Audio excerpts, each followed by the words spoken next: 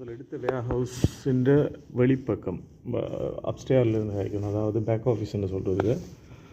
இது அடுத்த ஒரு வேர் ஹவுஸ். இது வேர் ஹவுஸ் நம்பர் 3. இது வேர் ஹவுஸ் நம்பர் 4. நான் நிற்கிறது நம்பர் 1. இது வந்து மீட்டிங் ரூம். மேலே அப்படியே எல்லாம் யூனிக்காக செய்து வச்சுருக்காங்க.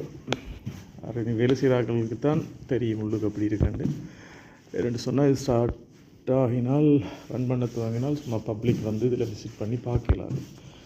இது வந்து ஒரு களஞ்சிய சாலை.